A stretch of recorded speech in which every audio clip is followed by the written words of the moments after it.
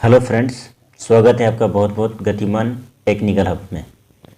तो इस चैनल पर आपको फिटर थ्योरी पढ़ाई जा रही है और पिछली वीडियो में हमने आपको पढ़ाया था बेल पंच। बेल पंच के बाद अब आगे का जो हम पंच पढ़ेंगे वो इस प्रकार से है जो आपको आपके सामने रखे हुए हैं। इससे पहले यदि आप चैनल पर नए हैं तो चैनल को सब्सक्राइब कर लें और शेयर करें अपने दोस्तों के बीच और सभी ग्रुप में, फ्रेंड्स ग्रुप में, ताकि सभी इस चैनल पर अच्छे से विस्तार पूर्वक फिटर थ्योरी चित्र सहित अच्छे से समझते हुए पढ़ सकें। तो देखिए, अब वीडियो कंटिन्यू आ रही है हमारी और आपको थ्योरी पार्ट कंटिन्यू पढ़ाया जा रहा है। तो आप अच्छे से पढ़ें और एग्ज़ाम्स की तैयारी करें, चाहे वो कॉम्पिटिटिव एग्ज़ाम हो या आपके ITI, और आपको प्रोवाइड कर रहा हूँ। देखिए आप, अब बेल पंच के बाद 8वें नंबर का पंच है हमारा सॉलिड पंच यानी ठोस पंच। ये इस तरह का होता है, इसका आकार इस तरीके का होता है और ये ठोस होता है एकदम, है तो ये वेट में भी भारी होता है और पंचों के मुकाबले। इस पंच का उपयोग सीट में छिद्र बनाने के लिए किया जाता है। सीट जो होती है, लोहे की चद्दर होती है, उसके अंदर छिद्र बनाने के लिए इनका प्रयोग किया जाता है। ये छिद्र सही आकार में नहीं होते हैं, इसी कारण इसका उपयोग रफ कार्यों के लिए किया जाता है। अब जब आप किसी सीट के अंदर ठोस पंच को हैमर के द्वारा मार के उसमें छेद बनाओगे तो वो छेद बराबर सही आकार में नहीं होते हैं, थोड़े बहुत इधर उधर डिस्टर्ब होते हैं हल्का फुल्का, इसलिए इसका उपयोग रफ कार्य के लिए यानी मोटे कार्य के लिए किया जाता है।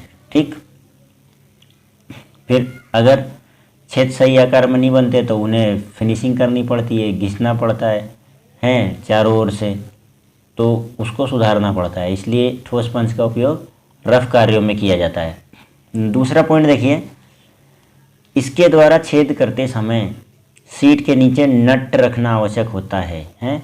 अब आप जानते हो कि ये कोई सीट है, ये कोई सीट है।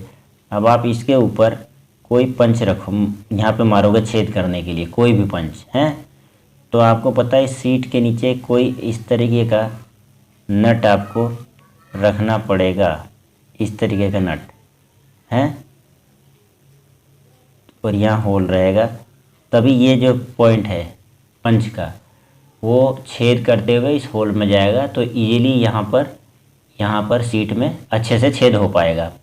यही कारण है कि सीट के नीचे नट रखना आवश्यक है, जो मैंने आपको अभी बताया। इसका प्रयोग ब्लैक स्मिथ में किया जाता है। ब्लैक स्मिथ क्या है? एक विभाग सेक्शन है ये मैकेनिकल में। तो ब्लैक स्मिथ वहाँ पर इसका उपयोग ज़्यादा किया जाता है, जहाँ लोहारगिरी वगैरह से कार्य, इनका जो कार्य ज़्यादा होता है। ठीक है, अगला पंच देखिए 9वें नंबर का खोखला पंच, जिसे इंग्लिश में कहते हैं होलो पंच, है होलो पंच।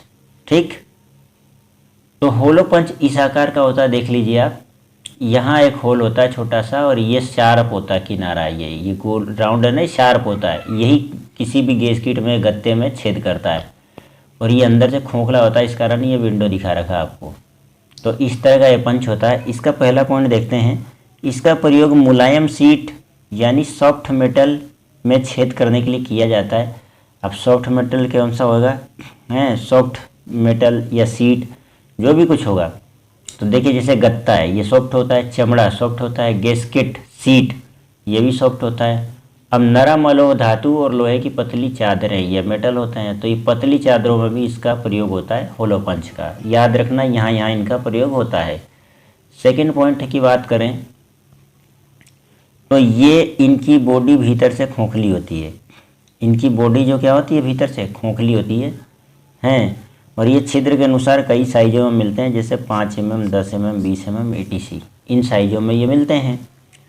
अब नोट लगा करके मैंने कुछ इम्पोर्टेंट फैक्ट आपको इन चीज़ों से रिलेटेड लिखा है, उन्हें आप ध्यान से देखें। पहला है पॉइंट प्रिक पंच तथा सेंटर पंच का उपयोग सीट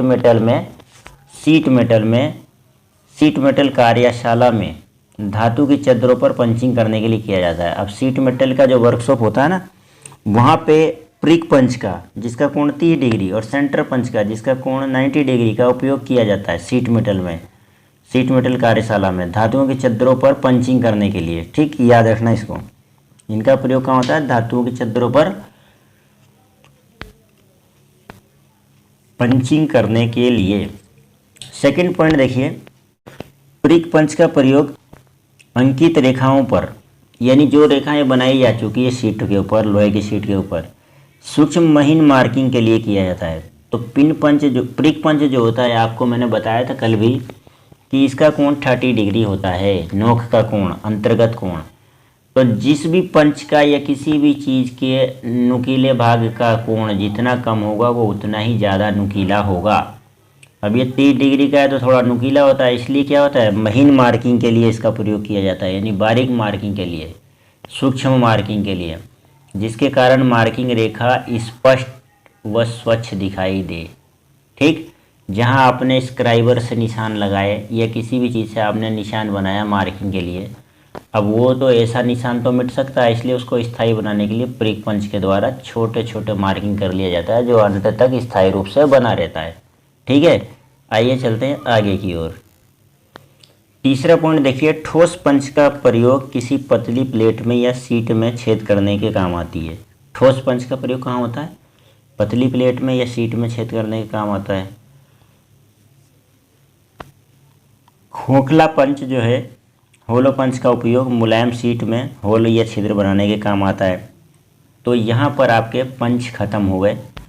टोटल मैंने आपने 9 पंच, होलो पंच जो हमारा 9 नंबर का पंच था, तो 9 टाइप के पंच हमने आपको बताए, इनके उपयोग बताए, इनके बनने वाली धातुओं कौन सी धातु से बनते हैं, ये सब बताया आपको। अब बात करते हैं हम, एक हमारा उपकरण होता है फिटर ट्रेड के अंदर, मतलब मेजरिंग टूल है ये, समांतर ब्लॉक। आपने नाम भी सुना होगा और देखा भी होगा। तो समांतर ब्लॉक के बारे में मैं थोड़ा आपको बता दूं। देखिए, समांतर ब्लॉक को पैरेलल ब्लॉक भी कहते हैं।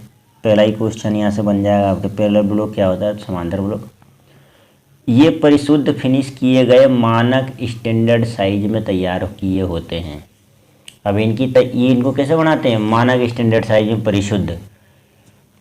तीसरा वेरी इंपॉर्टेंट पॉइंट है ये, देखो आप, ये हाई कार्बन स्टील या टूल स्टील के बनाए जाते हैं। ये किसके बनाए जाते हैं? समांतर ब्लॉक, हाई कार्बन स्टील या टूल स्टील। आगे देखो, इनका आकार आयताकार या टेपर क्रॉस सेक्शन में होता है, जिनका साइज कार्य के अनुसार अलग अलग होता है। पांचवा पॉइंट देखो, इनकी सतह को परिशुद्ध बनाने के लिए हार्ड ग्राइंडिंग और लेपिंग किए जाते हैं। यानी हार्ड भी किया जाता है, ग्राइंडिंग की लेपिंग भी किया जाता है। साइज इनका ऐसे दर्शाते हैं, A5 इंटू 10 इंटू 100 IS 42 41। तो यहाँ A और B, जो ये वाला A है ना, यहाँ B भी हो सकता है, क्योंकि 2 टाइप के होते हैं ये। तो A और B ग्रेड है। लंबाई 100 mm, ये लंबाई रहेगी आपकी IS के साथ रहेगी जो, और चौड़ाई आपकी क्या रहेगी, ये 10 mm, और मोटाई 5 mm रहेगी आपकी यहाँ है। तो इस तरीके से आप देखते चले, समझते चले और पढ़ते चले। अगला पॉइंट है हमारा, समांतर ब्लॉक का प्रयोग मशीनिंग करने के लिए जॉब को सेट करने के लिए किया जाता है। अब हम किसी भी जॉब पर मशीनिंग करेंगे, उसके लिए जॉब को सेट करते हैं, वहाँ समांतर ब्लॉक का प्रयोग होता है। अब समांतर ब्लॉक भी है ना, 2 प्रकार के होते हैं। तो देखिए, एक तो ये है आपका parallel block of equal length, यानी दोनों पैरेलल जोड़े में रहेंगे और इक्वल लेंथ, यानी बराबर लंबाई रहेगी। Equal length, width and thickness, चौड़ाई भी समान रहेगी, मोटाई भी समान रहेगी, है आपको अच्छी तरह से स्पष्ट हो रहा होगा। ठीक है, इसलिए बनाया मैंने ये। और साइज जैसे बताते ही हैं, मैंने बता दिया आपको, है ना। यहाँ जो ये 100 है, ये लंबाई रहेगा, है, ये चौड़ाई रहेगा और ये मोटाई रहेगा। इस चीज़ का याद रखना आप, खास तौर से यहाँ लिखा हुआ भी ये सब। आगे, समांतर ब्लॉक का प्रयोग मशीन करने के लिए, जॉब को सेट करने के लिए किया जाता है। समांतर ब्लॉक का प्रयोग कहाँ किया जाता है? मशीनिंग करने के लिए, जॉब को सेट करने में। ये 2 प्रकार के होते हैं। क्या? समांतर ब्लॉक ये जो होते हैं 2 प्रकार के होते हैं, ठोस समांतर ब्लॉक और समायोज्य समांतर ब्लॉक। समायोज्य ब्लॉक का मतलब क्या होगा? एडजस्टेबल ब्लॉक, यानी एडजस्ट हो जाएगा, समायोज्य। और ठोस समांतर ब्लॉक रहेगा। तो यहाँ हम पढ़ते हैं ठोस समांतर ब्लॉक। अब देखिए आप, ये ठोस समांतर ब्लॉक के बारे में हम थोड़ा सा देखेंगे, हैं।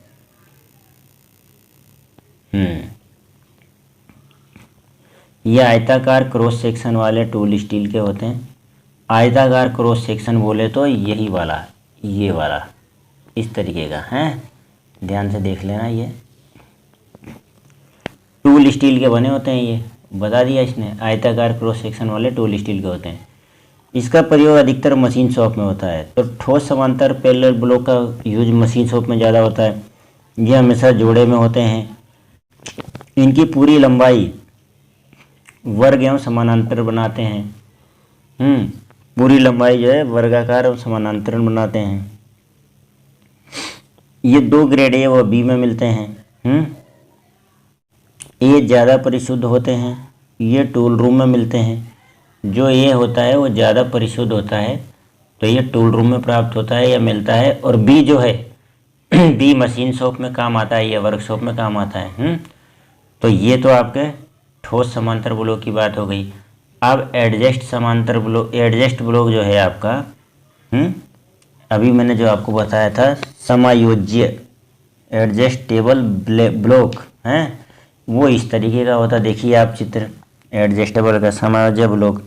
अब ये क्या कहता है कि ये टेपर क्रॉस सेक्शन में होता है। ये है ना टेपर, देखिए ये टेपर ही तो हो रहा ही है, ऊपर चढ़ रहा है और ये नीचे है। और क्रॉस सेक्शन में होता है, यानी एक दूसरे में फंस कर चलता है। देखिए इस चित्र से हैं, ये भी जोड़े में होता है। ये दोनों ढंग से ग्रूव जॉइंट में होता है। समझ गए आप क्या कहना चाह रहा है? ये दोनों ढंग से ग्रूव जॉइंट में होते हैं। इन्हें किसी भी ऊंचाई पर सेट किया जाता है, ये कर सकते हैं। इन्हें किसी भी ऊंचाई पर सेट कर सकते हैं। आगे देखो, इनका प्रयोग मशीनिंग करने के लिए उसकी सही एवं समानांतर सेटिंग हेतु करते हैं। अब देखो, मशीनिंग करने के लिए जो सही एवं समानांतर सेटिंग है उसके लिए भी इसका प्रयोग करते हैं। अब इसका साइज कैसे दिखाएंगे? इसका साइज यानी समानांतर का 10 mm इंटू 13 SI, ये 42-41। तो ये परास है 10 से 13, लंबाई 40 हैं। तो इस प्रकार ऐसे इसको A10 इंटू 40 IS 42-41 इस तरीके से अगर आप लिखा हुआ है तो आप यहाँ इन चीज़ों को इस तरीके से समझेंगे। ठीक है, तो इस प्रकार अब ये पैरेलल ब्लॉक जो है आपको क्रॉस सेक्शन, उसके लिए देखिए ये तो विड्थ हो जाता है। ये लंबाई तो लंबाई है और ये उसकी चौड़ाई या मोटाई रहेगी। ठीक, तो इस प्रकार से ए लगाकर, ए क्या है? ग्रेड है, ए या बी है। तो इस तरह से इस तरह आपका ये समांतर ब्लॉक भी ख़त्म हुआ। तो आज के वीडियो के अंदर हमने क्या क्या पढ़ा? हमने पंच पढ़ा। पंच के अंदर कौन कौन से पंच पढ़े हमने? ठोस पंच और होलो पंच यानी खोखला पंच। कुछ इम्पोर्टेंट पॉइंट देखे नोट में। उसके बाद हमने समांतर ब्लॉक पढ़ा और समायोज्य ब्लॉक भी पढ़ा। तो इन दोनों से आपको इनकी जानकारी मिली। तो आज की वीडियो में यहीं तक, और इसी तरह सीक्वेंस से सारी थ्योरी लाते रहेंगे। आप इसका स्क्रीनशॉट लीजिए या रजिस्टर पेन उठाकर अपने नोट्स बनाइए टेक्निकल में। मैं आपको इससे रिलेटेड हर चीज़ लिखा रहा हूँ, हर चीज़ बता रहा हूँ, कुछ भी नहीं छोड़ रहा हूँ इसमें। तो इस प्रकार आज की वीडियो में यहीं तक। अब मिलते हैं नेक्स्ट वीडियो में नए टॉपिक के साथ। तब तक के लिए जय हिंद, धन्यवाद।